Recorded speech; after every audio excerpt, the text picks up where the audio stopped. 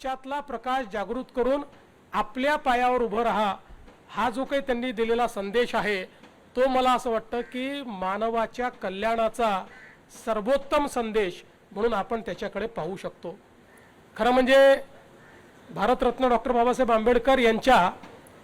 सामाजिक चळवळीचा उल्लेख आपण नेहमी करतो आणि तो सर्वार्थाने अत्यंत महत्त्वाचा आहे,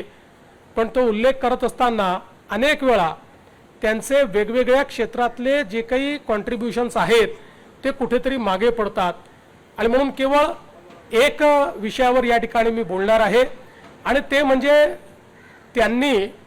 जो भारताच्या अर्थकारणाला एक प्रकारे जी दिशा दिली ती अत्यंत महत्त्वाची आहे। याचं कारण आपल्याला कल्पना असेल की भारतरत्न डॉक्टर बाबासाहेब आंबेडकरांनी लंडन स्कूल ऑफ इकॉनॉमिक्समध्ये ज्यावेळी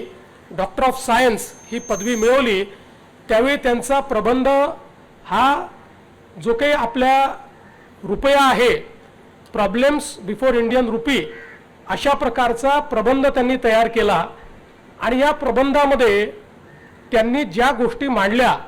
त्या याकरता महत्त्वाच्या आहेत की त्यानंतर त्या प्रबंधात त्यांनी असं सांगितलं होतं की भारतामध्ये एक सेंट्रल बँक असली पाहिजे, त्याशिवाय भारतामध्ये बँकिंग हे आपल्याला करता येणार नाही। दुसरं त्यांनी सांगितलं होतं की वर्षानुवर्ष आपल्या करन्सीचं म्हणजे चलनाचं सिल्वर स्टँडर्ड आहे ते संपवलं पाहिजे आणि गोल्ड स्टँडर्ड केलं पाहिजे। आणि तिसरं त्यांनी हे सांगितलं होतं की विनिमय दर बघू नका,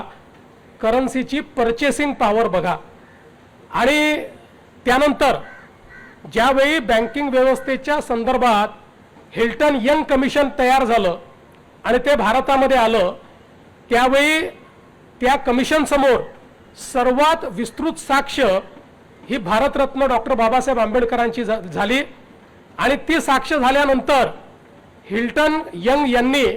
आपल्या अहवालात डॉक्टर बाबासाहेब आंबेडकरांच्या या पुस्तकाचा उल्लेख करून आणि त्यांच्या साक्षीचा उल्लेख करून त्यात हे लिहिलेलं आहे की भारताला एक सेंट्रल बँक ही आवश्यक आहे आणि म्हणून रिझर्व्ह बँक ऑफ इंडियाची स्थापना करा। त्यामुळे ही जी रिझर्व्ह बँक ऑफ इंडिया स्थापित झाली आहे याची मूळ आयडिया ही भारतरत्न डॉक्टर बाबासाहेब आंबेडकरांची होती।